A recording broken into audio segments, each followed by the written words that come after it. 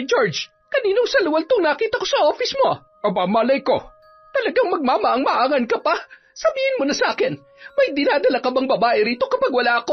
O baka naman nasuksok mo sa bulsa ng pantalon mo yung salawal ng sekretarya mo? Umamin ka na sa akin kung ayaw mong batukan kita. Ano ba yung pinagsasasabi mo? Wala akong babae. Ikaw lang ang mahal ko. Lumayo-layo ka sa akin. Kumukulo ang dugo ko sa'yo. Sinungaling ka. Anong tingin mo sa akin? Tanga? Para maniwala ako na hindi mo ako niloloko? Ano yon? Nilipad lang ng hangin ang salawal na to papunta sa office mo? Ay, Marta naman. Pwede ba wag na natin pagtalunan yan? Pagod ako ngayon. Ang dami kong trabaho sa opisina. Ma'am, sir, nakahanda na po ang pagkain. Ikaw, Lorna, wala ka bang nakikitang babae na inuuwi rito ng asawa ko? Wala naman po, ma'am. Taon 2000, Pampanga. Matagal nang naninilbihan si Lorna bilang kasambahay ng mag-asawang sina George at Marta. Malaki ang tiwala sa kanya ng among babae dahil malayong kamag-anak siya nito. Ngunit kahit ganun, lihim siyang nakikipagmabutihan sa mister ng ginang. Binibigay niya sa lalaki ang maayos niyang serbisyo, kapalit ng kanyang mga luho at pangangailangan ng kanyang pamilya. Sa likod ng pinapakita niyang pagiging mabuting tagapagsilbi, unti-unti na siyang nagiging abusado. Lorna, bakit hanggang ngayon ay hindi ka pa rin nakakapaglaban ng mga damit namin? Malapit ng business trip ko, kaya asikasuhin mo naman ang mga dapat mong gawin. Baka mamaya ay wala akong madalang maisusuot. Nako, ma'am, pasensya na po kayo. Sa totoo lang, hindi ko na talaga kinakaya ang ibang trabaho rito ngayon eh. Kung pwede sana, kumuha po kayo ng isa pang kasambahay na makakasama at makakatulong ko. Eh, bakit ngayon mo lamang sinabi? Nahihiya naman po kasi ako sa inyo, ma'am eh. Pero ngayon, sumasakit na po talaga ang likod ko sa daming trabaho na ginagawa ko. Kaya po nagsabi na ako sa inyo. Ay, siya, sige. Magpapahanap uli ako ng isa pang kasambahay.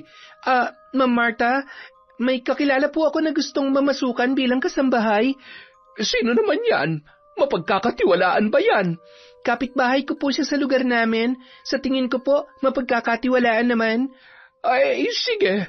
Basta siguraduhin mo lang na hindi sasakit ang ulo ko sa kanya. Opo, ma'am. Nang makauwi si Lorna sa kanilang lugar, agad niyang sinabihan ang kapitbahay na si Melinda na kukunin yon ng kanyang amo bilang kasambahay na kanyang makakasama. Ngunit nanatili muna siya sa kanyang pamilya ng 1 linggo bago bumalik sa trabaho dahil sa pakiusap ng kanyang mga anak. O Lorna, bakit ang layo-layo mo sa akin? Baka naman gusto mong lumapit. 1 linggo ka na nga lang namin makakasama ulit tapos parang ayaw mo pa akong tabihan. Naiinitan kasi ako eh, kaya ayaw ko nang may dumidikit sa akin. Pakiramdam ko tuloy nanlalamig ka na sa pagsasama natin. Palagi ka na lamang masungit kapag kinakausap kita. Sabihin mo nga, may problema ka ba? Ay, ang kulit mo naman, pwede ba matulog na lang tayo? Inaantok na nga ako eh, ang dami mo pang sinasabi. Nagagalit ka na naman. Minsan tuloy, iniisip ko na baka may lalaki ka na. Hindi ka ba talaga titigil? Alam mo kung bakit ako naiinis sa'yo? Dahil masyado makitid ang utak mo. Buisit na buhay to. Galit na napabalikwas ang babae sa kanyang kinahihigaan at nagtungo na lamang sa kanilang sala upang doon na matulog. Nang matapos ang 1 linggong pamamalagi niya sa kanyang pamilya, humingi siya ng tawad sa mister dahil sa masasamang nasabi niya noong nakaraang gabi. Bago siya umalis, nagkaayos at nagkaunawaan sila ng kanyang asawang si Dolfo. Samantala, sinama niya na ang kapitbahay sa pagbabalik sa kanyang trabaho. Magandang araw po sa inyo, ma'am. Ako po ang bagong kasambahay na kinuha ni Ate Lorna. Siguro naman, Lorna. Nasabi mo na sa kanya mga bawal dito. Opo, ma'am. Mabuti naman. Sige, aalis na ako at kayo nang bahala dito sa bahay. Ayusin niyo ang trabaho ninyo, ha? Mag-iingat po kayo, ma'am. Magalang na yumuko si Lorna sa amo bago yun umalis. Samantala, nanatiling nakatayo si Melinda habang nililibot ng kanyang paningin ang kabuuan ng napakalaking bahay. Ilang sandali pa, napansin niya ang pagtaas ng kilay ng katiwalang kasambahay. Matalim na nakatingin sa kanya ang babae na nagdulot ng kaba sa kanyang dibdib. Bakit ganyan kayo makatingin sa akin, Ate Lorna? May nasabi ba ako o nagawang hindi maganda? Talagang nagtatanong ka pa. Ano, tatayo ka na lang ba? Umpisahan mo na maglinis ng bahay. Pagkatapos magluto, maglaba ka na rin. Tsaka, huwag mong kalimutan pa kainin ng mga alaga nilang aso, ha? Yes, ma'am. Masusunod po. Ay, nga pala. Ano pong ginagawa niyo rito? May mga gawaing bahay rin po ba na nakatuka sa inyo? Bakit mo tinatanong? 2 taon na ako naninilbihan sa mga amo natin at malaki ang tiwala nila sa akin. Kaya kung ano man ang ipag-utos ko sa'yo, gawin mo agad. Ngayon may makakasama na ako rito. Ang trabaho ko na lang ay punahin kung may pagkakamali ka. Umayos ka dahil ayoko mapahiya sa kanila. Ay, sige po, ate, ma'am. Sa unang pagtatrabaho ng dalaga, nakaramdam agad siya ng matinding pagod dahil halos lahat ng gawaing bahay ay siya na ang gumagawa. Habang si Lorna naman abala lamang sa panonood ng drama sa telebisyon. Nang sumapit ang gabi, umuwi na ang kanilang mga amo. Lorna, nakaluto ka na ba ng makakain namin? Opo ma'am. Nakahain na nga po ang mga pagkain nyo ni Sir sa hapagkainan eh. Kumusta naman ang bagong kasambahay? Nasaan nga pala siya? Naglalaba pa po siya, ma'am. Abay, gabi na. Bakit hindi pa rin siya natatapos? Mukhang makupad yata siyang kumilos sa mga gawaing bahay, Oo nga po, ma'am eh. Tinulungan ko na lang din siya sa ibang gawain niya para lamang matapos ka agad. Ay, hindi pwede sa akin ang ganyan. Tsaka, dapat hati kayo sa mga gawaing bahay. Kawawa ka naman kasi kung lahat ng trabaho ay ikaw pa rin ang gagawa. Anong silbi ng pagkuha namin ng isa pang kasambahay kung ganito lamang ang mangyayari? Hayaan niyo na po, ma'am. Mukhang nag-a-adjust pa kasi siya. Hindi magtatagal, siguradong matututo rin siyang kumilos ng mabilis. Ay, sige. Ikaw nang bahala sa kanya, ha? Lorna, hatiran mo ako mamaya ng tea sa office ko. Marami kasi akong tatapusin na trabaho ngayon. Ako na lamang ang magdadala ng tea mo mamaya. Kawawa naman si Lorna dahil masyado na siyang napagod sa mga gawaing bahay. Ano ka ba? Mas nakakapagod ang trabaho mo kaya magpahinga ka na lang at matulog na maaga. Hayaan mo ng kasambahay natin na gawin ang inutos ko dahil sinasahuran naman natin siya ng tama. Hindi ba, Lorna? Opo, sir. Habang masayang pinagsisilbihan ni Lorna ang kanyang mga amo, bahagya namang nakaramdam ng sama ng loob si Melinda nang hindi sinasadyang marinig nito ang mga kasinungalingan ng katiwala. Nang matapos na siya sa mga gawaing bahay at pareho na silang nasa kanilang silid, nilapitan niya yon at sinabi ang kanyang hinaing. Ate Lorna, bakit? May kailangan ka ba? Pwede ba tayong mag-usap? Tungkol saan? Narinig ko kasi yung usapan nyo nung amo natin. Di ba? Mag-isa ko lang namang ginawa ang lahat ng gawaing bahay. Pero bakit sinabi mo na tinulungan mo ko at parang lumabas pa na walang silbi ang pagiging kasambahay ko rito? Oh, ano naman ngayon? Nagrereklamo ka? Pasalamat ka nga ikaw pang kinuha ko makakasama rito eh. Nagpapasalamat naman ako sa ginawa mong pagtulong sa akin na makakuha ng trabaho. Ang kaso, kung magrereklamo ka, umalis ka na. Marami pa akong ibang makukuha na pwede kong makasama rito. May malaki kayong utang, di ba? Tapos, may 2 ka pang kapatid na pinag-aaral. Kung gusto mong matapos ang problema mo sa pera, huwag ka na mag-inarte riyan. Tsaka mag-isip ka nga. Kung hindi dahil sa akin, sa bukid ka pa rin nagtatrabaho hanggang ngayon. Nagtsatsaga sa maliit na kita doon. Sabi ko nga, salamat, ate. Nagpakumbaba na lamang si Melinda sa mga panunumbat sa kanya ni Lorna. Tiniis niya ang hirap sa pagtatrabaho para makatulong sa kanyang mga magulang. Siya na lang ang maaasahan ng kanilang pamilya sapagkat walang hanap buhay ang kanyang ama dahil meron yung karamdaman. Ang kanyang ina naman ay naglalako ng mga gulay na inaangkat nito sa kanilang kapitbahay. Ayaw niya na rin magtiyaga sa pagbabanat ng buto sa bukid ng iba dahil hindi sapat sa kanila ang kanyang kinikita roon. Lorna? Melinda? Bakit po, ma'am? Sino sa inyo nagplantsa ng damit ng asawa ko? Tingnan mo nga, nasunog yung kwelyo. Ang mahal pa naman ang bili ko riyan. Naku, ma'am, ako po ang may gawa niyan. Pasensya na kayo kung nasira ko ang damit ng asawa ninyo. Hindi ko kasi alam kung paano gumamit ng plantsyan di kuryente eh. Hindi mo naman pala alam eh. Bakit ikaw ang gumawa ng gawain yon? Sa akin po kasi inutos ni Ate Lorna. Lorna, bakit mo sa kanya inasa ang pagpaplantsa sa damit ng sir mo? Diba, sinabi ko na sa'yo, ikaw lang ang gagawa nito? Pasensya na po, ma'am. Hindi na po mauulit. Dapat lang. Sa susunod na mangyari to, ibabawas ko na sa sweldo mong kapalpakan mo. Matalim na tinitigan ni Lorna si Melinda habang sinisermonan siya ng kanilang amo. Sinisisi niya ang dalaga sa nangyari dahil doon nagkaroon siya ng galit sa dalaga. Hoy, Melinda! Bakit po, Ate Lorna? Buisit ka talagang babae ka. Siguro sinadya mo sunugin ang damit ni Sir para makaganti ka sa akin, ano? Ha? Hindi mo narinig ang sinabi ko? Ano, bingi-bingihan lang? Hindi ko naman sinasadya masira yung damit ni Sir. Pasensya na kung napagalitan ka ni Ma'am dahil sa kapalpakan ko, ate. Ako pa talagang tinuro mo. Sa oras na magkamali ka pa sa trabaho at nasisi ako sa katangahan mo, humanda ka sa akin. Pangako po, hindi na mauulit. Siguraduhin mo lang, dahil kung hindi, uubusin ko yung buhok mo. Opo. Mahigpit na hinawakan ni Melinda ang laylayan ng kanyang damit habang tahimik na lumayo sa harap ni Lorna.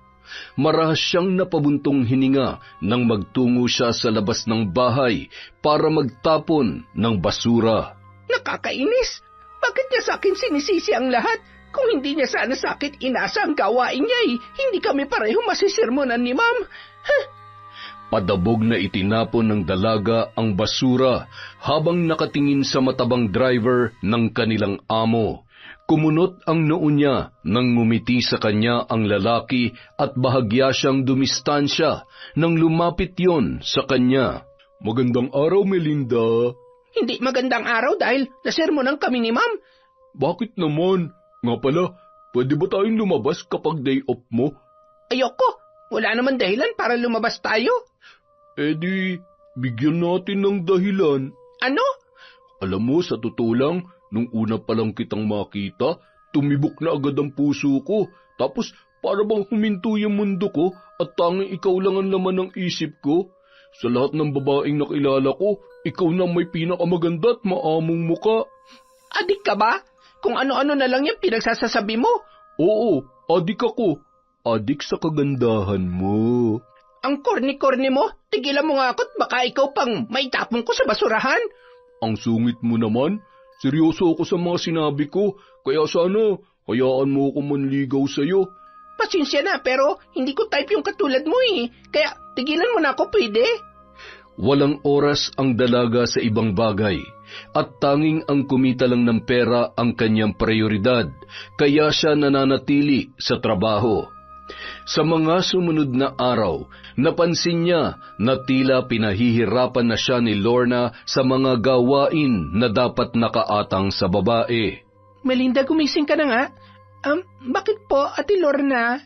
Maagang aalis sa mga amo natin, kaya bumangon ka na't magluto sa kusina. Pero ako na nagluto nung hapunan kagabi, di ba? Ang sabi ni Ma'am, kapag umaga, ikaw naman ang nakatuka sa kusina. Buisit ka, nagrereklamo ka na naman. Masakit ang ulo ko, kaya ikaw na muna magluto ngayon. Kumilos ka na bago pa magising ang mga amo natin. Wala kang ginawa buong araw kahapon at ako lang ang nagtrabaho. Kaya pagod na pagod ang katawan ko ngayon, ate. Gusto ko sana makapagpahinga ng konti ngayong umaga. Babangon ka ba riyan o uupakan kita? Bakit kasi sa akin mo palagi inaasa yung trabaho mo? Pareho lang naman tayong kasambahay dito. Aba, ang lakas ng loob mong magsalita sa akin ng ganyan, gaga ka? Halika nga rito! Hinablot ni Lorna ang buhok ni Melinda patungo sa banyo at nilublob niya ang mukha nito sa timba na mayroong lamang tubig. Natigil lang siya sa kanyang ginagawa nang magmakaawa na ang dalaga at nangako na susunod na sa kanyang mga ipag-uutos. May kalayuan ang silid na tinutulugan nila sa kwarto ng kanilang mga amo, kaya hindi naririnig ng mga yon ang kanilang ingay. Sa kabilang banda, nang magising na si Marta, agad siyang bumaba sa sala at nagtungo sa kusina. Nakita niya roon na naghahain na ng makakain ang bagong kasambahay. Mabuti naman at nakapagluto ka na. Siya nga pala, nasaan si Lorna? Natutulog pa po siya dahil masakit daw po ang ulo niya. Ganun ba? Sandali. Na paano yung braso mo? Bakit merong pasa? Wala lang po ito. Baka kung ano na yan, ha? Mamaya pala kapag hindi na masakit ang ulo ni Lorna, mag-grocery kayo ng kung anong mga kailangan ninyo. Opo, ma'am. Ay nga po pala, pwede ba kung bumali ngayon? Pasukan na kasi sa susunod na linggo at kailangan na ng mga kapatid ko ng gamit para sa kanilang pag-aaral. Abay, wala ka pang 2 linggo rito, ha? Babalik ka na agad? Pasensya na po, ma'am. Talagang kailangan ko lang po ngayon. Ay siya, sige. Dadagdagan ko ang perang ibibigay kay Lorna para sa pang-grocery nyo. Siya nang bahalang mag-abot sa'yo ng cash advance mo, ha? Maraming salamat po, ma'am. Labis na natuwa ang dalaga dahil sa wakas, mabibilhan niya na ng mga gamit sa eskwelahan ang kanyang mga kapatid. Ngunit ang perang inaasahan ay napurnada pa nang magtungo sila ni Lorna sa grocery store. Sinabi ng babae na nawawala ang pera na binigay ng kanilang amo. Nahulog daw yon nang hindi niya namamalayan. Ay, nakakainis! Tsak malilintikan na naman tayo nito kay Ma'am Marta dahil sa katangahan mo. Bakit ako na naman ang sinisisi mo? Ikaw ang may hawak ng pera at hindi naman ako, di ba? Tanga ka ba talaga? Kung hindi dahil sa pagiging ignorante mo sa mga bagay na nakikita mo sa daan, di sana napansin mo kung saan nahulog yung pera dahil nasa likuran lamang kita, di ba? Hindi ko kasalanan kung bakit mo nahulog yung pera at hindi ko rin napansin.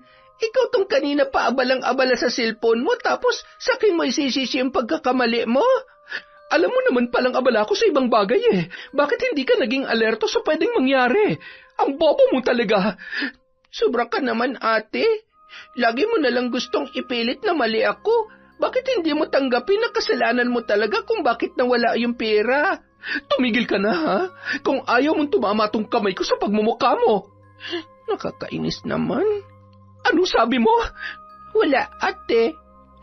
Nang makauwi sila sa bahay ng kanilang amo, katakot-takot na sermon ang inabot ng dalawa. Ngunit wala nang magawa si Marta kundi hayaan na lamang yun. Sa kabilang banda, nakaramdam man ng sama ng loob si Melinda sa nangyari, itinago niya na lang ang kanyang mga luha. Nagtungo siya sa bakuran para doon magpahangin. Ang galing-galing ko talaga. May maipapadala na naman ako para sa mga anak ko. Mabuti na lang tatanga-tangang babaeng yon. Masayang-masaya si Lorna habang inaayos ang perang ibinigay ng kanilang amo. Nagsinungaling siya na nawawala yon upang makuha at magamit sa pagbili ng pangangailangan ng kanyang mga anak. Hindi sapat ang kinikita ng kanyang asawa, kaya napipilitan siyang gumawa ng paraan para matustusan ang lahat ng kailangan ng kanyang pamilya. Kahit pa yon ay may halong panlilinlang. Ngunit napatigil siya sa kanyang ginagawa nang marinig ang boses ni Melinda mula sa kanyang likuran. Ang dami niyong pera, Ate Lorna. Saan nanggaling yan? Bakit mo naman tinatanong? Wala lang po, ate. Baka naman pwede mo akong pahiramin ng pera. Kailangan ko kasi makapagpadala dahil malapit na ang pasukan ng mga kapatid ko. Sinubukan ko makiusap kay ma'am. Ang kaso, hindi niya na ako pinabali eh. Sorry ka, Melinda. Pareho lang nangangailangan ng pamilya natin. Kaya wala akong mapapahiram sa'yo. Kung hindi ka sana tatanga-tanga, di sana nakapagpadala ka ng pera sa kanila. Hindi ko naman ginusto yung nangyari, ate. Pero sana maging maayos na ang trato mo sa akin. Wala magiging problema kung sumusunod ka lang sa mga gusto ko. Umalis ka na nga sa harapan ko. Bahagyang nawala sa balanse si Melinda nang itulak yon ni Lorna. Hindi pa rin nawawala ang galit ng babae dahil mula nang makasama niya sa trabaho ang dalaga, palagi na siyang nasisermonan ng kanilang among babae. Samantala, ang lihim na pakikipagrelasyon niya sa asawa ni Martha ay nagpatuloy lamang. Kahit pa naging mabuti sa kanya ang ginang. Lorna, halika na. Pumunta na tayo sa opisina ko. Sandali lang, Sir George. Baka gising pa si Ma'am. Tulog na yon, mahimbing na. Bilisan na natin dahil sabik na ako sa iyo, Lorna. Halos gabi-gabi niyo na akong ginagamit pero yung perang hinihingi ko sa inyo, hindi niyo pa rin binibigay sa akin. Ito naman masyado matampuhin. Makakahalata ang asawa ko kapag bigla ng pag-withdraw ko sa bangko ng malaking halaga na hinihingi mo. Pero ibibigay ko talaga yun sa'yo. Kailangan ko lang yung kunin ng paunti-unti. Sigurado ka dyan, ha? Oo naman. Halika na't maglaro na tayo ng habul-habulan sa opisina ko. Ay naku, ang tanda-tanda nyo na pero antibay pa rin ang tuhod ninyo. Ano ka ba naman? Talagang ganon. Malakas pa ako sa kalabaw. Mariing niyapos ng lalaki ang bewang ni Lorna at siniil pa yon ng halik. Ngunit parehong nanlaki ang kanilang mga mata nang makita na nakatayo pala sa kanilang likuran si Melinda. Nanatili lamang tahimik ang dalaga habang umiiwas ng tingin sa kanyang nasasaksihan. Halika nga sa kwarto. Aray, nasasaktan ako. Bitiwan mo ako, Ate Lorna. Kung ano man yung nakita mo, huwag mong sasabihin kay Ma'am. Dahil sa oras na malaman niya, humanda ka sa akin. Bakit mo nagawang makipagrelasyon sa boss natin, ate? Hindi ka ba natatakot sa pwedeng mangyari? Hoy, babae, huwag kang masyadong pakialamera. Itiko mo na lang yung bibig mo para tumagal ka sa trabaho. Pamilyadong tao ka na, ate. Kawawa naman yung asawa at mga anak mo sa ginagawa mo. Bukod pa ron, malaki ang tiwala sa iyo ni Ma'am Martha, kaya hindi ka dapat nakikiapid sa mister niya. Ginagawa ko to para sa kinabukasan ng mga anak ko. Kaya kung ayaw mo masira ang pamilya namin, wala kang pagsasabihan. Nanatiling tahimik si Melinda sa kanyang natuklasan dahil natatakot din siya sa maaaring mangyari. Ngunit hindi niya inaasahan ang ginawa sa kanya ni Lorna. Palihim na pumasok ang babae sa silid ng kanilang amo at kumuha ng isa sa mga alahas nito. Nilagay ni Lorna ang bagay na yon sa gamit ng dalaga para palabasin na siya ay magnanakaw. Sino sa inyong pumasok sa kwarto ko? Nawawala ang alahas na halos kabibili ko lang. Umamin kayo, isa ba sa inyo ang kumuha ng gamit ko? Wala po akong alam dyan, Ma'am. 2 taon na akong naninilbihan sa inyo at kahit kailan, hindi ako pumasok sa kwarto niyo na walang permiso ninyo. Ikaw, Melinda. Ma'am? Naku, wala rin po akong alam. Patingin nga kami ng mga gamit mo. Ha? Bakit? Ikaw lang naman ang pwede magnakaw ng gamit ni Ma'am dahil kailangan mo ng pera, di ba?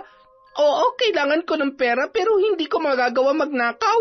Ma'am, maliwala po kayo sa akin. Hindi mo ako makukumbinsi hanggat hindi mo ipinapatingin sa akin ang mga gamit mo. Wala pong problema sa akin yan, Ma'am. Kumpiyansa ang dalaga na ipakita ang mga gamit niya sa kanilang amo, sapagkat wala siyang alam sa nawawalang alahas nito. Ngunit laking gulat niya nang makita sa kanyang bag ang bagay na yon. Nanginig ang buong katawan ni Melinda, dala ng matinding takot. Kita mo na, hindi nga ako nagkamali sa hinala ko. Magnanakaw ka talaga. Hindi ko alam kung paano napunta sa bag ko ang bagay na yan. Talagang itatanggi mo pa? Ang kapal ng mukha mo. Maayos kitang tinanggap dito kahit madalas kang palpak sa mga trabaho mo. Pinagbigyan kita dahil naaawa ako sa'yo. Tapos ganito lang ang igaganti mo sa akin? Pero hindi ko po talaga kinuha ang alahas niyo, Ma'am. Mamatay man ako. Alam ng Diyos na nagsasabi ako ng totoo. Pues mamatay ka na. Umalis ka na rito kung ayaw mo ipadampot kita sa mga pulis. Ma'am, nakikiusap po ako. Huwag niyo naman po akong paalisin. Wala po akong mapupuntahan dito. Wala akong pakialam. Kahit manginig ka pa sa gutom, ayoko sa lahat yung tao magnanakaw at sinungaling. Walang nagawa si Melinda sa pagpapaalis sa kanya ng amo, kundi ang mag-empake na lamang ng kanyang mga gamit. Habang umaagos ang luha, matalim na nakatingin sa kanya si Lorna. Bilis-bilisan mo ng kilos mo. Baka mamaya madamay pa ako sa iyo sa galit ni Ma'am. Alam kong ikaw ang naglagay ng alahas ni Ma'am sa bag ko. Dahil wala namang ibang gagawa noon bukod sa iyo. Hoy, ayusin mo yung mga sinasabi mo, ha? Ang lakas ng loob mong paratangan ako. Bakit, may ebidensya ka ba? Wala. Pero alam ng Diyos kung anong ginawa mo sa akin. Humanda ka dahil magbabayad ka rin sa kasalanan mo. Pinagbabantaan mo ba ako? Hindi. Pinapaalalahanan lamang kita na palaging may karma sa mga maling ginagawa ng tao. Saglit na nabalot ng katahimikan ng paligid matapos ang kanilang sagutan. Tanging ang mahihinang yabag ni Melinda na lamang ang maririnig habang siya ay papalayo. Pilit pinipigil ang galit na kumukulo sa kanyang dibdib. Bago pa man makalabas ng bahay ng kanyang amo, sinalubong siya ni Dindo na may pag-aalala. Melinda, saan ang punta mo? Day off mo ba ngayon? Pinapaalis na ako ni Ma'am. Bakit naman? May nagawa ka bang kasalanan? Wala, pero hindi ko nadipinsan ang sarili ko laban sa akusasyon sa akin. Ano naman ang akusasyon sa'yo? Tsaka, paano na yan? May matutuluyan ka ba? Kung gusto mo, pwede ka munang manatili sa bahay namin. Ako lang at ang lola ko naroroon. Huwag na. Salamat na lang. Aalis na ako. Hindi alam ni Melinda kung saan siya pupunta. Naglakad na lamang siya na buo ang loob. Sa ilang araw na palaboy-laboy niya sa lansangan, nakaramdam siya ng matinding pagod at pagkagutom. Nang dahil sa kalam ng sikmura, nawalan na siya ng malay. Mabuti na lamang may mag-asawang basurero na tumulong sa kanya at kinupkup siya ng mga yon. Sa kabilang banda, bumalik sa dating gawi si Lorna. Siya na ulit ang gumagawa ng lahat ng trabaho sa bahay ng kanyang mga amo. Ma'am, pwede ko po ba kayo makausap? Tungkol saan naman? Babali po sana ako. Ano? Lorna, bakit parang palagi ka na lamang bumabali? Tapos kapag oras na ng sahuran, makikiusap ka sa akin na huwag mo nang ibawas sa sahod mo ang cash advance na kinuha mo. Sa totoo lang, ang laki na ng utang mo sa akin. Inaabuso mo na yata ang kabaitan ko sa'yo. Hindi naman po sa ganon. Talagang madalas lang po kaming kapusin. Hindi kasi sapat ang kinikita ng asawa ko eh. Kaya ako na po ang sumasagot sa kakulangan ng mga gastusin namin. Pasensya ka na. Pero hindi na ako pwede magbigay ng cash advance sa'yo hanggat hindi ka nakakabayad sa mga utang mo. Nakaramdam ng galit si Lorna sa hindi pagbibigay sa kanya ni Martha ng pabor. Kaya lumapit na siya kay George at muling ibinigay ang maayos niyang serbisyo. Labis siyang natuwa nang makuha na ang pera na hinihingi niya sa lalaki. Siguro naman ay hindi ka na magtatampo sa akin. Dapat mas galingan mo pa ang performance mo para lalo pa akong matuwa sa iyo.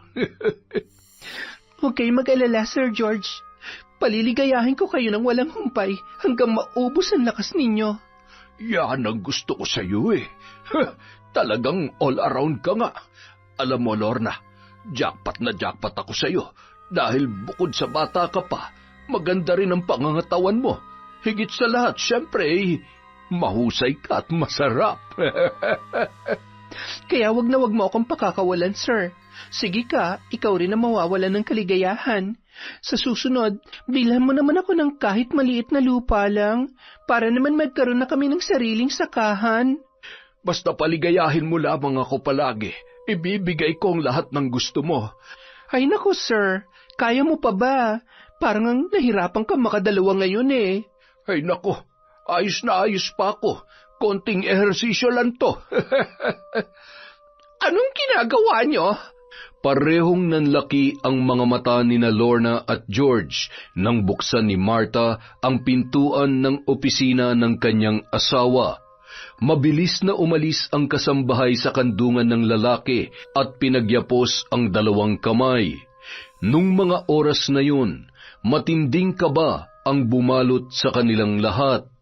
Sandaling natahimik ang paligid at bumigat ang sitwasyon. Mahal, magpapaliwanag ako. Hindi na kailangan, dahil mas maliwanag pa sa sikat ng araw ang kababuyan na ginagawa ninyo. Mga hayop kayo! Ma'am, patawarin niyo po ako. Ang kapal ng mukha mo. Naging mabuti ako sa iyo at pinagkatiwalaan kita, tapos ganito lang ang gagawin mo? Abusado ka na nga, malandi ka pa! Marta, paalisin na natin ang babaeng yan. Inakit niya lamang ako kaya nagawa kong magtaksil sa iyo. Anong pinagsasasabi niyo, Sir George? Kayong unang lumapit sa akin at pinangako niyo na ibibigay niyong lahat ng gusto ko. Sinamantala niyo ang pangangailangan ko sa pera. Huwag mo nang isisi sa asawa ko ang kalandian mong babae ka. Akala mo siguro mas pipiliin ka ni George kesa sa akin, ano? Ambisyosa! Para sabihin ko sa iyo, hindi ka uubra sa akin dahil isa ka lang mababang uri ng tao. Patay gutom! Hindi dapat kayo magalit sa akin, Ma'am Marta, dahil ginawa ko lang naman ang mga bagay na hindi nyo kayang gawin sa asawa ninyo. Manahimik ka, gaga! Umalis ka na rito dahil baka mapatay pa kita. Totoo nga ang kasabihan.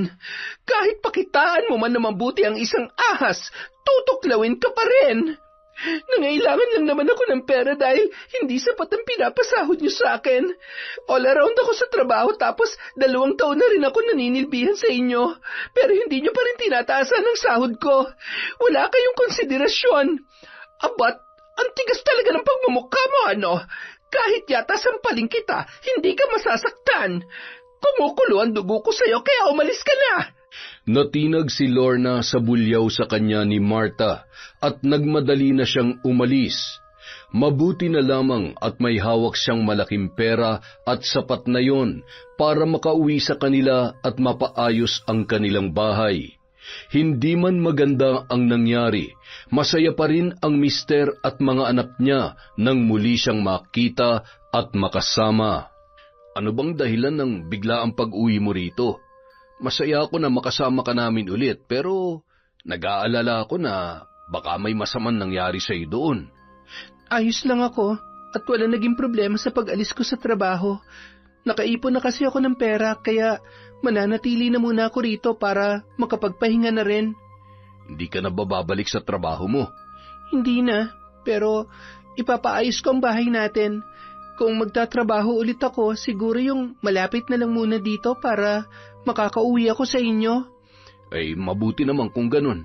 Hayaan mo, maghahanap pa ako ng ibang hanap buhay para hindi tayo nagigipit. Dapat lang, no? Sobrang liit ang kinikita mo kaya kami ng mga anak mo ang nahihirapan. Pasensya ka na talaga sa akin, Lorna, ha? Alam mo, namiss kita. Ang saya ko dahil magkakasama na ulit tayo ng mga anak natin. Sana makahanap ka na ng maayos na trabaho. Para naman hindi tayo kinakapos ng malala. Pangako yan, Lorna. O siya, sige. Pumunta na muna tayo sa bayan para makabili ng mga materyales para sa pagpapagawa ng bahay natin. Nang magtungo ang mag-asawa sa bayan, nakasalubong nila sa daan si Melinda. Nakauwi ang dalaga sa kanilang lugar dahil sa tulong ng mag-asawang mangangalakal na kumupkup sa kanya noon. Sa muling pagkikita nila ni Lorna, ramdam ang mainit na tensyon sa pagitan ng dalawa. Nakabalik ka na rin pala dito sa lugar natin. Siguro nalaman na ni Mamang pakikipagrelasyon mo sa asawa niya, ano? Hoy, Melinda, itiko mo nga yung bibig mo. Baka gusto mong kasuhan kita. E di kasuhan mo. Wala akong pakialam dahil totoo naman talagang sinasabi ko. Naging mabuti sa iyo si Ma'am Marta, pero inaboso mo siya. Lorna, may katotohanan bang sinasabi ni Melinda? Huwag mong intindihin ang babaeng yan. Tara na't umalis na tayo. Hindi. Magtapat ka muna sa akin kung ano talagang dahilan ng biglaang pag-uwi mo rito. Pwede ba? Huwag dito. Umuwi na lang muna tayo sa bahay. Halika na. Sa pangyayaring yun, lalo lamang lumala ang problemang kinakaharap ni Lorna. Labis na nagalit ang kanyang mister nang ipagtapat niya ang katotohanan. Nawalan na rin ng galang sa kanya ang panganay nilang anak nang malaman ang kanyang ginawa. Nang mga sumunod na araw, naging malamig na ang pakikitungo sa kanya ni Dolfo. Alis na ako. Nagluto na ako na makakain niyo ng mga anak natin. Kumain na lang kayo. Saan ang lakad mo? May pupuntahan akong trabaho. Magsisikap ako sa buhay para hindi mo ako maliitin at muling iputan sa ulo. Akala ko ba maayos na tayo? Nagsisisi na ako sa nagawa ko, Dolfo. Sana naman patawarin mo na ako. Kahit patawarin kita, masakit pa rin. Hindi basta-basta mabubura ang sugat sa puso ko. Malaking insulto sa pagkalalaki ko ang ginawa mong panloloko sa akin. Alam ko yon, pero gusto ko maayos ulit ang pagsasama natin. Kaya nakikiusap ako, kalimutan na natin ang nangyari. Hindi ko alam. Bahala ng Diyos. Sige na, alis na ako. Dolfo! Bumagsak ang mga balikat ni Lorna kasabay ng pag-agos ng kanyang luha. Nanatili siyang nakatayo, tila nakapako sa kanyang kinatatayuan. Ang bawat paghinga niya ay mayroong bigat. 1 linggo ang nakalipas, nakaramdam siya ng matinding panghihina at palaging nahihilo sa tuwing siya ay kikilos. Kaya ilang araw din siyang nakahiga lamang at walang ganang kumain. Mama, kumain daw po kayo, sabi ni Papa. Mamaya na lang. Wala pa akong gana eh. Ilang araw na kayong hindi kumakain na maayos. Huwag niyo naman dagdagan ng isipin ni Papa. Bumalik lang yata kayo rito para maging pabigat eh. Hindi naman sa ganon. Masama lang talagang pakiramdam ko ngayon. Tsaka, pwede ba ayusin mo nga yung pakikipag-usap mo sa akin? Kaya siguro tayo nagigipit dahil karma yun sa panloloko ninyo. Nahihiya na tuloy akong humarap sa mga kapitbahay dahil kalat na sa lugar ang ginawa ninyo. Huwag mo silang intindihin. Mag-focus ka lang sa pag-aaral mo. Bakit kasi nagawa niyo pang bagay na yun? Hindi niyo na inisip yung kahiyan sa pamilya natin. Nakakainis kayo. Padabog na lumabas ng kwarto ang binatilyo. Ilang sandali pa, bigla na lamang sumigaw si Lorna dahil sa matinding pananakit ng kanyang sikmura. Ano nangyayari sa'yo? Ang sakit ng sikmura ako, parang pinipigay yung loob. Halika, pumunta tayo sa ospital. Huwag na, ikuha mo na lang ako ng maligamgam na tubig na maiinom. Baka napasukan lang ng hangin ng sikmura ko. O siya, sige. Magpahinga ka na lang din muna dyan. Sa ilang araw ng panghihina ni Lorna, hindi niya pa rin yun pinansin at pinagsawalang bahala na lamang. Samantala, habang inaayos ang kanilang bahay, nakatanggap sila ng paanyaya sa kapitan dahil mayroong nagreklamo sa kanilang ginagawa. Ano bang problema mo sa pagpapagawa namin ng bahay, Melinda? Bakit kailangan umabot pa tayo sa ganito? Wala kasi kayong mga konsiderasyon. Kahit gabing-gabi na gumagawa pa rin kayo at nakakaistorbo na kayo sa amin. Hindi kami nakakatulog dahil sa ingay ninyo. Ang sabihin mo, naiinggit ka lang. Wala ka kasing pera para ipaayos ang bahay niyong tagpi-tagpi. Bakit naman ako maiinggit sa perang galing sa madumi? May pera ka nga pero sa masamang paraan mo naman ako, ha? Ano? Napakabastos mo talaga. Bastos lang naman ako sa mga taong walang respeto sa iba. Kung noon, inagalang ko pa kayo, Ate Lorna, pero dahil sa ginawa niyo sa akin, bumaba ng tingin ko sa inyo. Hindi ka ba talaga titigil? Nang dahil sa'yo nagka-problema ang pagsasama namin ng asawa ko. Tapos ngayon, pinahiya mo pa ako kay Kapitan. Sumusobra ka na talaga. Lorna, Melinda, huwag naman kayo mag-away sa mismong harapan ni Kapitan. Magkaayos na lamang kayo para hindi na humaba ang usaping ito. Hindi ko mapapatawad yung babaeng yan. Ano ba nagawa ng asawa ko sa iyo, Melinda? Bakit ang laki ng galit mo sa kanya? Pinalayas ako ni Ma'am Marta dahil nilagay niya sa bag ko ang alahas noon. Ginawa niya yun para hindi siya mabuko sa pagiging kabit niya sa asawa ng amo namin. Itigil mo na yung kasinungalingan mo. Punong-puno na talaga ako sa'yo. Bakit? Totoo naman ang sinabi ko, ha? Hayop ka! Nauwi sa matinding sakitan ang sagutan nilang yon. Nagtamo ng maraming kalmot sa mukha si Melinda. Samantala si Lorna naman, napunit ang damit dahil sa malakas na paghatak ng dalaga. Nagawa silang awatin ng mga staff ng barangay, ngunit nauwi pa rin ang lahat sa gulo.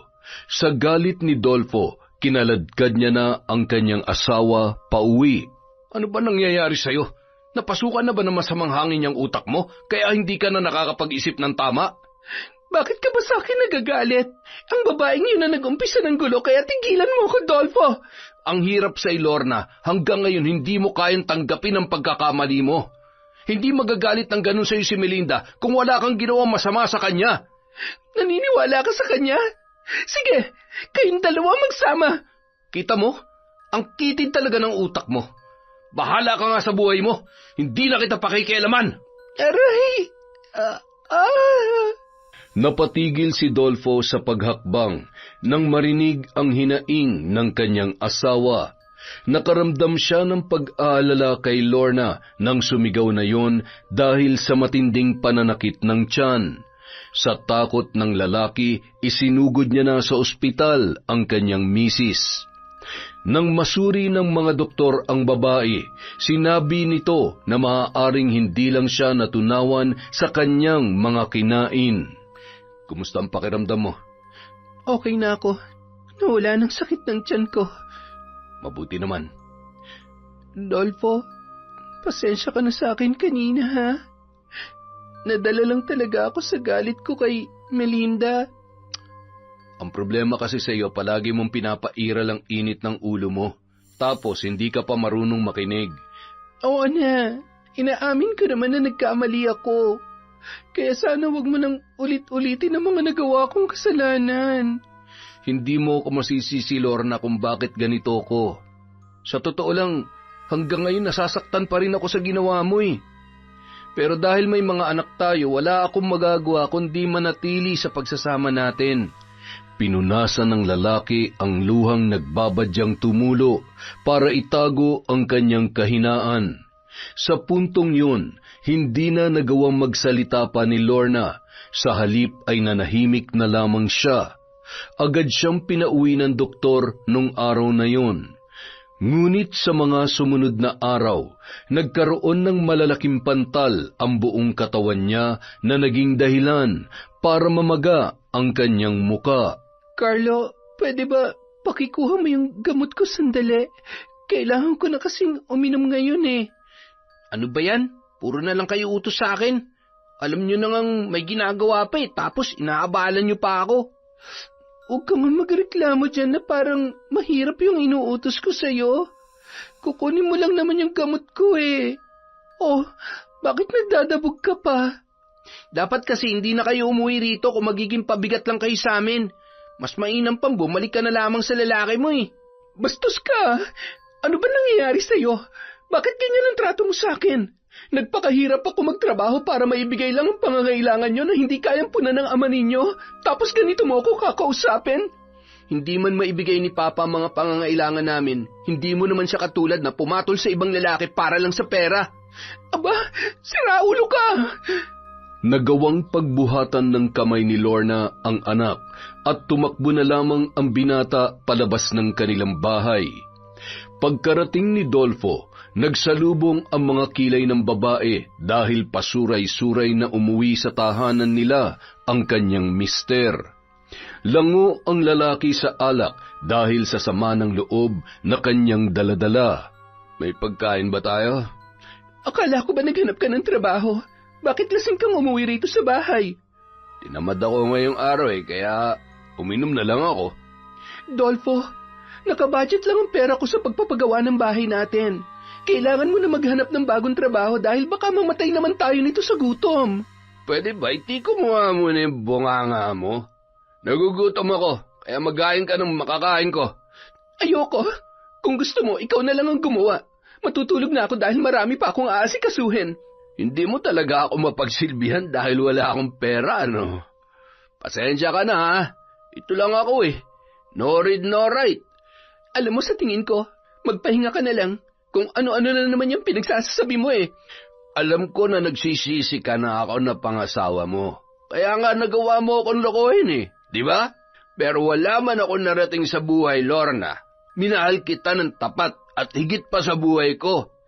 Matutulog na ako. Wala ka lang talagang pakialam sa akin, no? Buisit na babae ito, ah. Pinaghahagis ni Dolfo ang mga gamit na malapit sa kanya. Matalim siyang nakatingin sa kanyang asawa, ngunit hindi niya yun magawang saktan. Muli siyang lumabas ng bahay para pigilan ang galit na sumisiklab sa kanyang dibdib. Iniiwasan niyang masaktan si Lorna kahit pakiramdam niya wala ng pagmamahal sa kanya ang kanyang asawa. Kinabukasan, nagising ang babae sa malakas na ingay na nagmumula sa labas ng kanilang tahanan.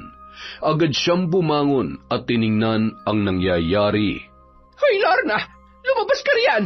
Harapin mo kung bisit kang babae ka! Marta? Oh, bakit mo ka nagulat ka? Kasi alam mong malaki ang atraso mo sa akin, ano? Bakit po kayo naparito? Tinatanong mo pa? Ang kapal ng mukha mong hingian ng malaking pera ang asawa ko para ipaayos to nabubulok niyong bahay? Akala mo hindi ko malalaman ang pagbigay sa iyo ni George na malaking halaga, no? Abusado ka talagang babae ka. Kinuha kitang kasambahay para may makatuwang ako sa mga bagay na hindi ko masikaso. Pero ang mister ko ang tinatrabaho mo. Kung ayaw mong ipakulong kita, ibalik mo sa akin ang lahat ng kinuha mo. Wala akong ibabalik sa inyo. Yung perang binigay sa akin ng asawa nyo, kabayaran yon para sa serbisyo ko sa kanya. Grabe ka, wala ka talagang kahihiyan. Nagtiwala ako sa iyo dahil malayong kamag-anak kita, pero nagawa mo akong abusuhin at lokohin. Sa oras na hindi mo ibalik sa akin ang pera, asahan mo na merong darating ditong sampina. Bahala kayo kung anong gusto niyong gawin. Wala akong pakialam. Kung ganon, babalik ako rito kasama ang mga pulis. Kahit ang Pangulo pa ng bansa ang isama niyo, wala pa rin akong pakialam. Umalis na kayo bago pa ako magsaboy ng mainit na tubig sa inyo. Bagamat hindi ipinakita ni Lorna ang kanyang takot sa maaaring gawin ni Marta, nangangamba pa rin siya sa posibleng mangyari. Nang dahil sa mabigat niyang sitwasyon na kinakaharap, palagi na lang siyang balisa at wala sa sarili. Nakakaranas na rin siya ng masamang panaginip na nagpapalala ng kanyang kalagayan. Bakit hindi ka pa natutulog? Ang lalim na ng mga mata mo, tapos nangingitim pa yung ilalim. Ayos ka lang ba? Huwag mo akong intindihin. Matulog ka na lang dyan. Huwag mo na masyadong isipin ang mga problema. Normal na yan sa buhay natin. Dadaan lang yan at lilipas din. Nasasabi mo lang yan dahil wala ka namang pakialam sa mga nangyayari sa akin. Wala namang masama sa sinabi ko, ah. Bakit nagagalit ka na naman? Nakakainis ka eh. Pagod na nga ako maghapon tapos wala ka pa ring trabaho. Kailangan ko maibalik ang pera ni Ma'am Marta sa lalong madaling panahon. Totoo ba talaga na binayaran ka ng asawa niya kapalit ng serbisyo mo? Ayokong pag-usapan yan. Pwede ba matulog ka na lang? Parang hindi na talaga kita kilala, Lorna. Malaki ng pinagbago mo mula nung maghanap buhay ka. Nagsisisi na tuloy ako na pinayagan kita magtrabaho eh. Sa sala na lamang ako matutulog.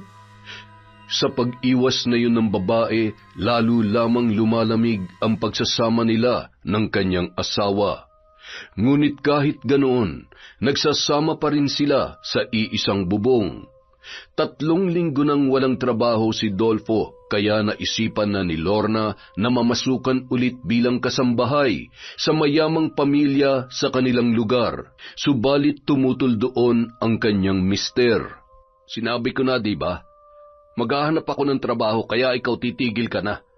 Pero bakit ba nagpupumilit ka pa rin na gawin ang ayaw ko? Dolfo, mag-isip-isip ka nga. May kailangan akong bayaran. Marami tayong gastusin ngayon, pero wala kang trabaho. Anong gusto mong gawin ko? Tumunganga na lang at maghintay ng biyaya? Kailangan ko maghanap buhay, baka mamatay na ako kakaisip sa mga problema natin. Ang sabihin mo, gusto mo lang talagang lumayo sa akin. Alam ko naman na ayaw mo na makisama sa akin eh. Ay naku, Dolfo, hindi ko na maintindihan ang takbo ng utak mo. Kasalanan mo kung bakit ako nagkakaganito. Kung hindi mo lang sana ako niloko, wala tayo sa ganitong sitwasyon. Anyan na naman tayo eh. Hindi na tayo matapos-tapos dyan. Napapagod na ako pero kahit may nararamdaman akong hindi maganda sa kalusugan ko, ang pamilya pa rin natin ang iniisip ko. Dolfo, ayoko magutom ang mga anak natin, kaya nakikiusap ako, hayaan mo ko magtrabaho ulit. Di bahala ka sa buhay mo.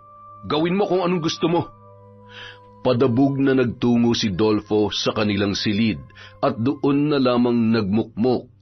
Sa kabila ng kanilang pagtatalo, nagawa pa rin ni Lorna ang kagustuhan niyang bumalik sa trabaho.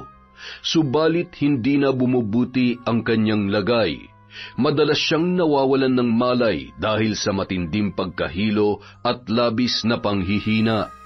Hanggang sa napansin niya na parang unti-unting lumalaki ang kanyang tiyan. Nang dahil sa paghihinala niyang buntis siya, nagpatingin na siya sa health center. Ngunit negative ang naging resulta noon. Sa patuloy na paglala ng kanyang karamdaman, napilitan siyang huminto sa pagtatrabaho. Sa kabilang banda, naging mahirap din ang kalagayan ni Melinda dahil nagkasakit pa ang kanyang ama. Ngunit laking gulat niya nang lihim na nakipagkita sa kanya si Martha at binigyan siya ng malaking halaga. Nako, ma'am, para saan po itong pera? Isipin mo na lang na tulong ko yan sa'yo. Pero, maaari ko pa yung dagdagan kung susunod ka sa ipag-uutos ko. Ha? Ano pong ibig niyong sabihin, ma'am? Gusto kong makaganti kay Lorna sa mas masakit na paraan at kakailanganin ko ang tulong mo. Pasensya na po, pero hindi ko kayo maunawaan. Babayaran kita kahit mas malaki pa sa binigay ko sa iyo ngayon. Basta sundin mo lamang ako. Ano po bang ipag-uutos ninyo? Maghanap ka ng mga taong susunog sa bahay na pinapagawa nila ngayon. Gusto kong malinis ang trabaho at walang bulilyaso. Po, hindi mo ba narinig ang sinabi ko? Narinig po. Ang kaso po, hindi ko kayang gawin ang pinag-uutos ninyo, ma'am. Pasensya na, pero kailangan ko na pong umalis. Alam kong kailangan mo ng pera, kaya kontakin mo na lamang ako kapag handa ka na sa ipapagawa ko. Malaki ang pangangailangan ni Melinda, ngunit mariin niyang tinanggihan si Martha. Hindi niya magagawa ang ganoong bagay dahil umiiral pa rin ang kanyang konsensya. Ngunit sa mga sumunod na gabi, nagulat na lamang siya nang makita na nilalamon na ng malaking apoy ang bahay ni Lorna. Ano nang gagawin natin ngayon, Dolfo? Wala na tayong magagawa, Lorna, kundi ang tanggapin na lang ang nangyari. Ubus ng pera natin. Paano na tayo ngayon?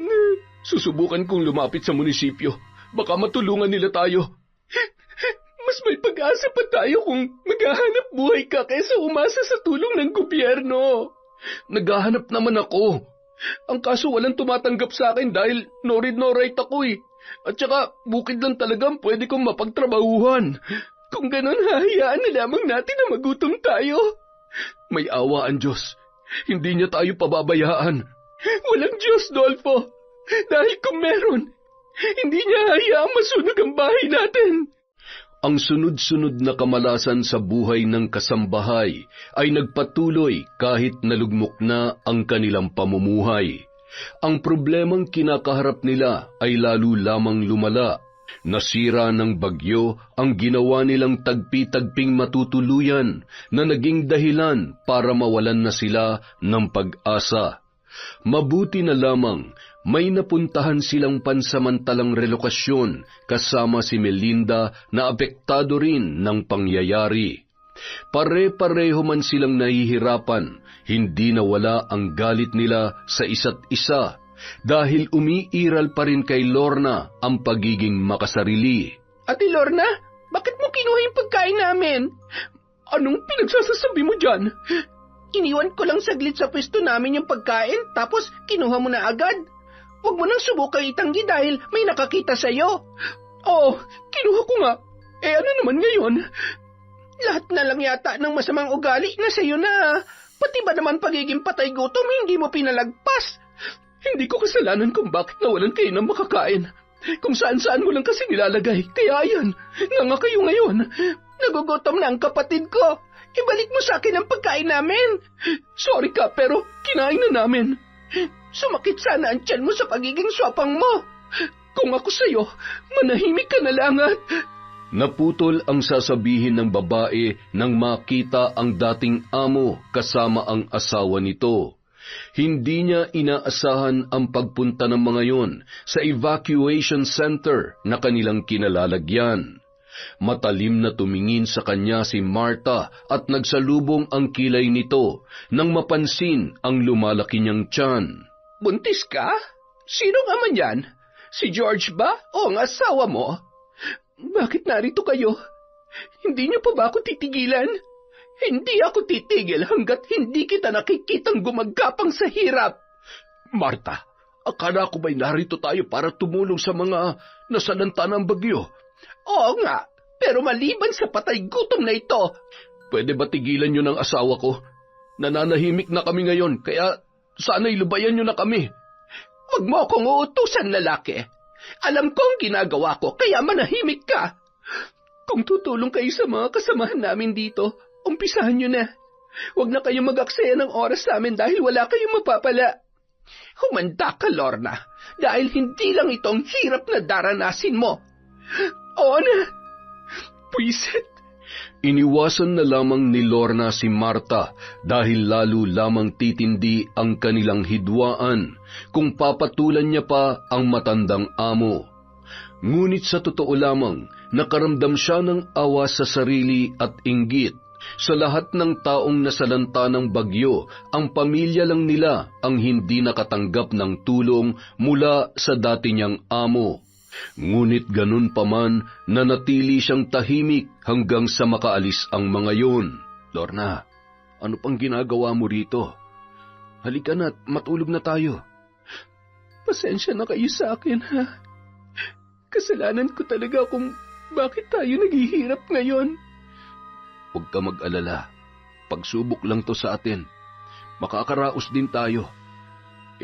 Siya nga pala. Kumusta ng pakiramdam mo? Parang mas lalo yatang lumalaki ang tiyan mo. Sigurado ka ba na hindi ka talaga buntis? Ilang beses na akong gumamit ng pregnancy test, di ba?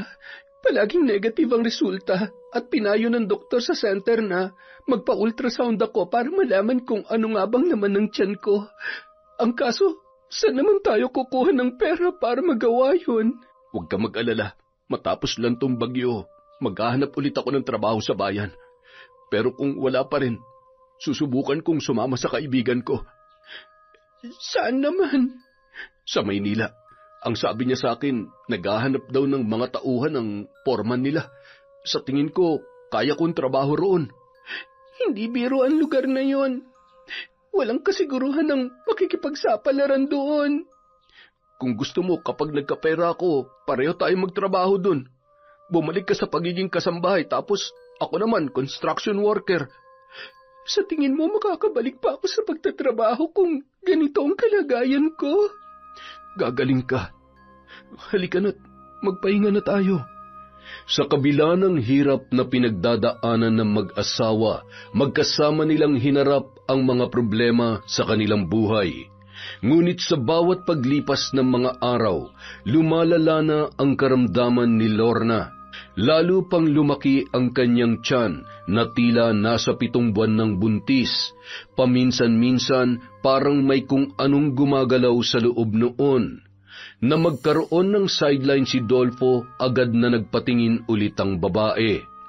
Ayon sa resulta ng ultrasound na sinagawa sa kanya, walang nakitang bata sa kanyang sinapupunan. Subalit mayroong maliit na bukol na nasa loob noon. Bukod pa ron, tinutubuan ng maliit na mapupulang butlig ang kanyang tiyan. Anong gagawin natin? Naghihirap na nga tayo. Hindi pa mawala-wala ang sakit ko. Huwag mo na masyadong isipin ang kalagayan natin. Lalo lang lalala ang sakit mo niyan eh. Siya nga pala, may papasukan akong trabaho sa bayan. Kargador sa isang mini grocery. Hindi kalakihan ang sahod pero pwede na yun kesa wala. Mabuti naman kung ganon. Huwag ka mag-alala. Makakaraos din tayo. Papa, Mama, nasa labas na naman yung bruha. Sinong bruha? Lumabas ang babae sa tagpi-tagpi nilang bahay at bahagya siyang nakaramdam ng takot nang makita si Martha. Marahas siyang napabuntong hininga bago humarap sa kanyang dating amo. Nasaan ang pera ko? Ibalik mo na kung ayaw mong kunin ko ang lupa ninyo. At bakit mo naman kukunin ang pag-aari namin ng asawa ko? Anong karapatan mong gawin ang bagay na yan? Sa oras na hindi mo ibalik ang pera hanggang bukas, umalis na kayo rito. May kakayahan akong kasuhan ka ng estafa at kung ayaw mo makulong, bayaran mo lahat ng atraso mo sa akin. Ibabalik ko ang pera mo. Pero wag mo naman kaming gipitin. Hindi mo ba nakikita ang sitwasyon namin? Wala akong pakialam sa nangyayari sa inyo. Kasalanan mo lahat kung bakit naghihirap ang pamilya mo. Uy babae, kapag hindi mo pa talaga tinigilan ang asawa ko, malilintikan ka na sa akin. Subukan mo lang akong saktan. Titiyakin kong pareho kayo mabubulok sa kulungan. Nakikiusap ako, Ma'am Marta. Bigyan niyo pa ako ng ilang buwan para may balik sa inyo yung pera ninyo. Manahimik ka! Hanggang bukas mo na lang pwedeng ibalik sa akin ang pera. Wala talaga kayong puso. Oo, dahil hindi ka dapat kaawaan. Ano man ang hirap na nararanasan mo ngayon ay bunga ng pagiging abusado mo. Direktang tumama sa puso ni Lorna ang masasakit na sinabi ni Marta. Sa puntong yun, wala nang salitang lumabas sa kanyang bibig at bahagya siyang nakaramdam ng pagod. Dahil sa takot na makulong, hinayaan niya na lamang na makuha ang kanilang pag-aari. Hindi niya mababawi ang kanilang lupa hanggat hindi niya na ibabalik ang pera sa babae. Sa kabila ng suliranin na kanilang kinakaharap, nagulat siya nang alukin sila ng ama ni Melinda na maaari silang pansamantalang tumuloy sa bakanteng lupa na nasa likod ng bahay nito. Pinabibigay ni Papa itong ginisang langka. Baka hindi pa raw kayo kumakain. Maraming salamat, Melinda. Huwag kang magpasalamat sa akin, Ate Lorna. Dahil kung ako lang, hindi ako makakapayag na manatili kayo dito sa lupa ng tatay ko. Malaki ng kasalanan mo sa akin. Nagawa pa rin kayong tulungan ng magulang ko. Kaya sana naman, ayusin mo ang ugali mo. Maraming salamat sa kanila. Sana naman, Melinda, magawa mo na akong patawarin sa mga kasalanan ko sa iyo.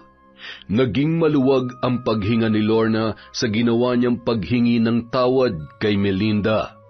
Ngunit walang naging tugon sa kanya ang dalaga. Umalis yun na parang hindi narinig ang kanyang sinabi. Kinabukasan, bibili sana siya sa tindahan nang makita si Carlo na humihit-hit ng sigarilyo. Bakit ang sama niyong makatingin? Kailan ka pa natutong manigarilyo? Carlo, 14 years old ka pa lang, kaya wag mong gawin ang bagay na yan. Kung makapagsalita kayo, para may pakialam kayo sa akin ah. Bakit ka ba ganyan magsalita sa akin? Nanay mo ko. Huwag mo akong bastusin kapag kinakausap kita. Umuwi na nga kayo. Baka makita pa kayo ng mga barkada ko, nakakahiya. Aasarin na naman ako ng mga yon. Umuwi ka na, itapon mo yung sigarilyo. Kayo ang umuwi. Uuwi ka ba o kakalad ka rin kita? Kahit ano pang gawin niyo sa akin, hindi na ako susunod sa inyo. Walang hiya ka talagang bata ka. Halika nga at sa bahay tayo mag-usap. Bitawan mo nga ako. Bumagsak sa lupa si Lorna dahil itinulak siya ng kanyang anak. Kasunod ang pagkirot ng kanyang tiyan. Sa sobrang sakit noon ay nahirapan siyang makatayo. Nang makita ni Melinda ang pangyayari, agad siya nitong tinulungan at inalalayan sa pag-uwi. Kumusta ang pakiramdam mo, ate? Medyo masakit pa rin ang tiyan ko, pati ang puson ko. Ano bang nangyayari sa'yo? Nakapagpatingin ka na ba? Oo, nakitaan ako ng bukol sa tiyan. Kailangan daw maoperahan. Ay, grabe naman pala ang karma mo, Ate Lorna. Siguro nga, karma ko na talaga to. Kung nun palang sana tinigil mo na yung ginagawa mo, hindi ka aabot sa ganito. Tama ka. Salamat nga pala sa pagtulong mo sa akin kanina, ha? Huwag mong isipin na nagmalasakit ako sa'yo, ha? Tinulungan kita dahil kapag may nangyaring masama sa'yo, baka sisihin pa kami ng asawa mo dahil nasa puder kayo ng mga magulang ko. Galit ka pa rin ba sa akin hanggang ngayon? Oo, dahil hindi biro ang dinanas ko nang palayasin ako ng amo natin. Nagpalaboy-laboy ako sa lansangan, walang makain, walang matuluyan. Tiniis ko ang matinding gutom ko ng ilang araw At lahat ng hirap na naranasan ko ay kagagawan mo.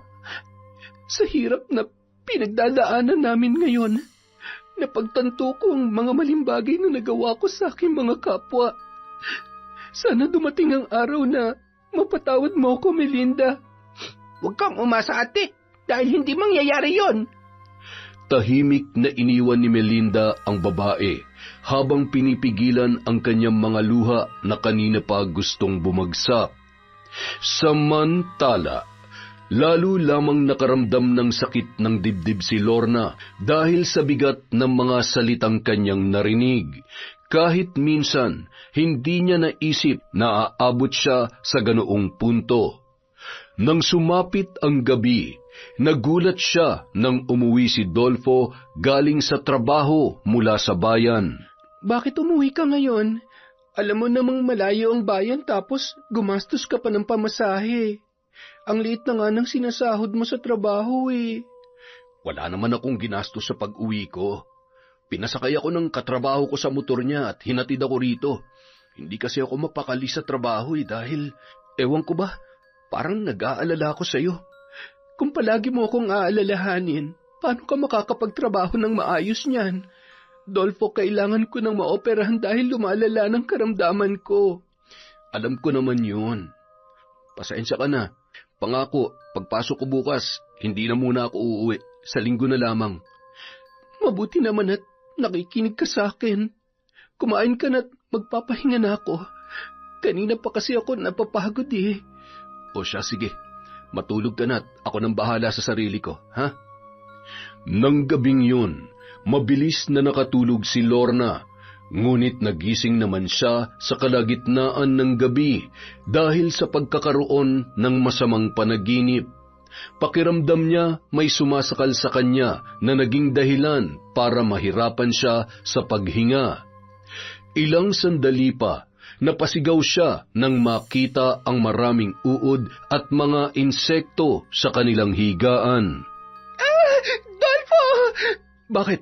Ano nangyari? Ang daming uod at mga insekto sa higaan natin kanina. Ha? Ano bang sinasabi mo? Pasensya ka na. Akala ko totoo yung nakita ko eh. Binabangungot ka ba? O baka guni-guni mo lang yun dahil sa matinding pagod? Sinabi ko naman sa iyo, di ba? Huwag ka na masyadong gagawa ng mga gawaing bahay. Hayaan mong tulungan ka ni Carlo. Wala akong aasahan sa anak mong yun. Sa tingin ko nagre-rebelde siya dahil sa mga kasalanan ko sa inyo. May ginawa na naman ba ang batang yun? Sabihin mo sa akin, sinagot-sagot ka na naman ba niya? Hayaan mo na lang muna siya. Naiintindihan ko naman kung bakit siya nagkakaganon eh. Pero hindi tama ang ginagawa niya sa'yo. Nawawalan na siya ng respeto sa atin. Ako nang bahala sa kanya. Ang isipin mo na lang kung paano tayo makakaalis sa sitwasyon natin ngayon. Sige na, matulog na lang tayo ulit. Lumipas ang 3 linggo mula nung magkaroon ng karamdaman si Lorna, mas tumindi pa ang sakit na kanyang pinagdaraanan. Nahihirapan na rin siyang makakilos dahil sa malaki niyang tiyan. Nang subukan nilang humingi ng tulong sa munisipyo, maliit na halaga lamang ang ibinigay sa kanila. Sa araw-araw na pagtitiis niya, parang unti-unti na nitong inuubos ang kanyang lakas. Hanggang sa makonfine na siya sa ospital. Habang naroroon siya, hindi niya inaasahan ang pagdalaw ng isang tao. Kumusta ka na, Lorna? Anong ginagawa niyo dito, Sir George? Naparito ko para humingi ng tawad sa ginawa ko sa iyo.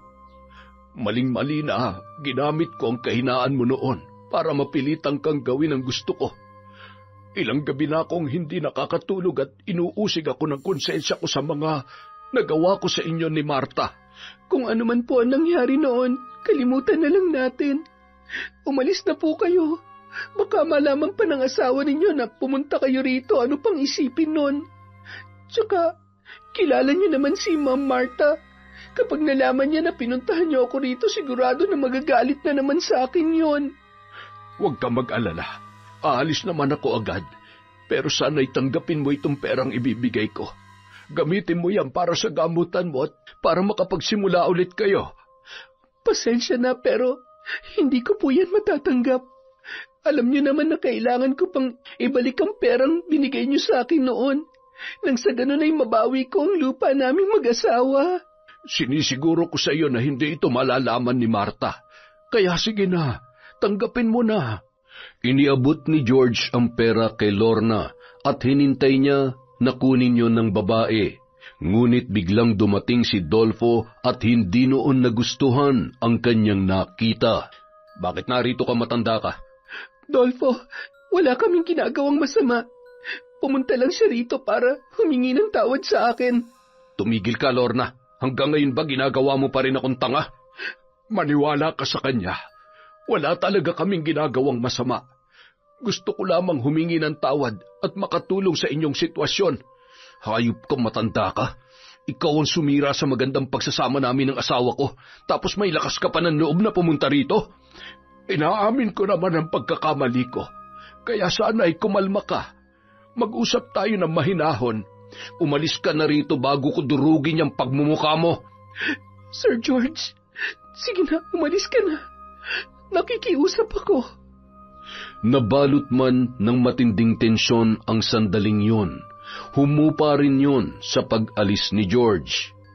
Samantala, muling nakaramdam ng galit at pagdududa si Dolfo sa kanyang asawa dahil sa nangyari.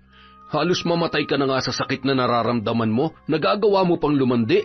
Ganyan ka ba talaga kadesperada sa pera, Lorna? Ilang beses ko bang sasabihin na wala kaming ginagawang masama ni Sir George? Tingnan mo nga ang itsura ko. Sa tingin mo ba magagawa ko pang magloko sa'yo? Tsaka nagbago na ako, Dolfo. Alam ng Diyos yan. Hindi mo ko masisisi kung bakit ako nagkakaganito. At hindi ko rin alam kung hanggang kailan ang pagdududa ko sa'yo. Alam mo, sa totoo lang, pagod na ako, Lorna. Alam ko naman yon. Pero sana naman, Dolfo, maniwala ka sa akin. Nagbago na talaga ako. Mahal na mahal ko kayo ng mga anak natin.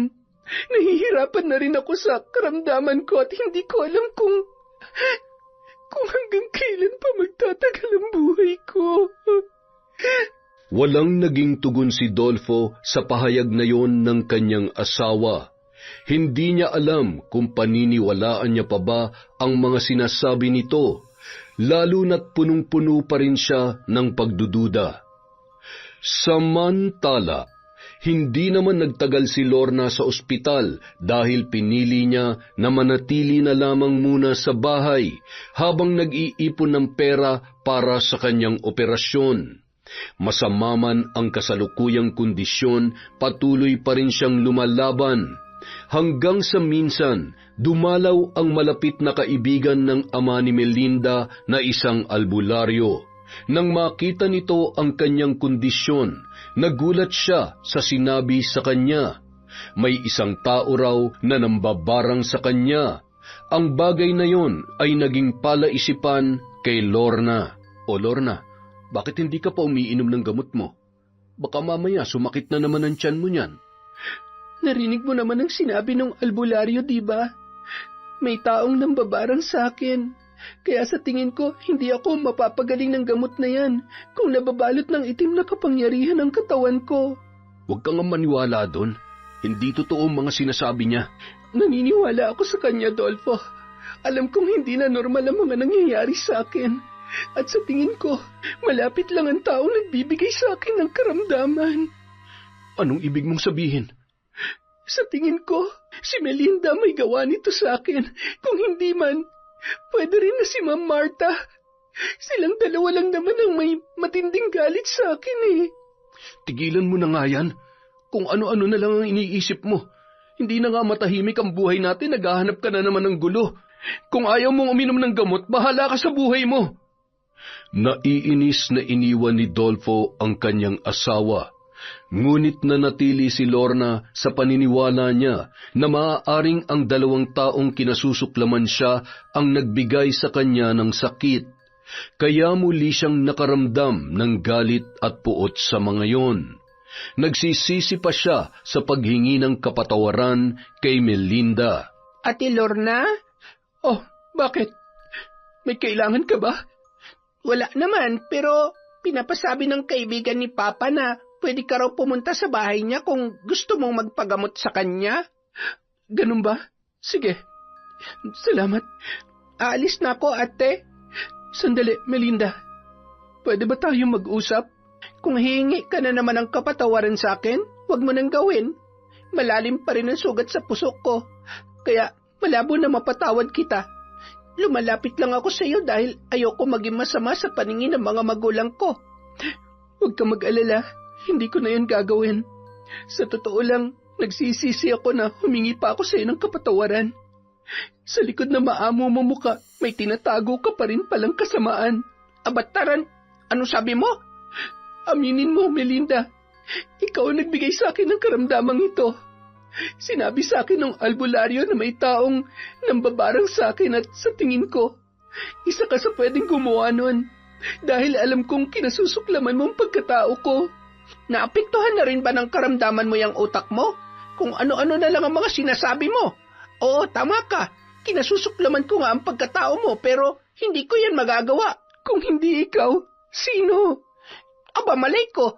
Sa sama ng ugali mo, sigurado na hindi lang akong may matinding galit sa'yo. Pasalamat ka't may mabuting puso ang ama ko at nagawa ka pa niyan tulungan.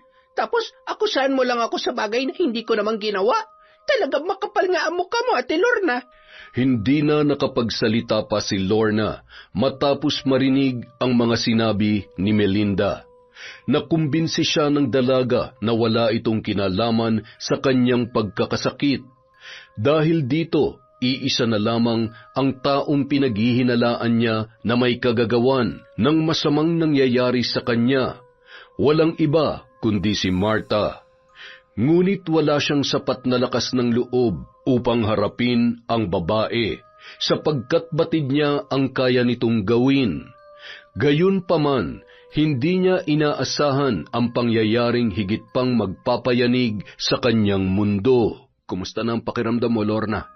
Mamaya, pupunta tayo sa bahay ng albularyo. Bakit pa? Hindi ka naman naniniwala sa akin at sa kakayahan niya, di ba? Pasensya ka na sa mga nasabi ko nung nakaraan. Pinairal ko na naman ang init ng ulo. Pero naisip ko ang kasalanan na nagawa ko sa iyo at nahihirapan na akong labanan ng konsensya ko. Ano bang sinasabi mo? Wala ka namang kasalanan na nagawa sa akin na akong may pagkakamali, kaya naiintindihan kita.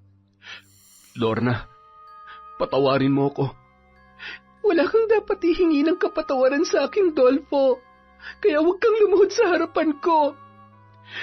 Hindi ko akalain na aabot sa ganito ang ginawa ko. Lorna, ako may kagagawan ng pagkakaroon mo ng karamdaman. Nang dahil sa panluloko mo sa akin, nagawa kong ibayad sa mambabarang ang perang naipon ko sa pagtatrabaho. Inutos ko sa kanya na saktan ka niya, pero kinabukasan, agad ko siyang pinatigil sa ginagawa niya sa iyo. Nadala ako ng matinding galit kaya nangyayari to sa iyo ngayon. Ang kaso, hindi na raw pwedeng bawiin yung sumpa. Totoo ba yung sinasabi mo, Dolfo? Alam ko malalim ang sugat na dinulot ng panluloko ko sa iyo. Pero hindi sapat yun para gantihan mo ako sa ganitong paraan. Nagsisisi na talaga ako sa ginawa ko. Sana mapatawad mo ako, Laura.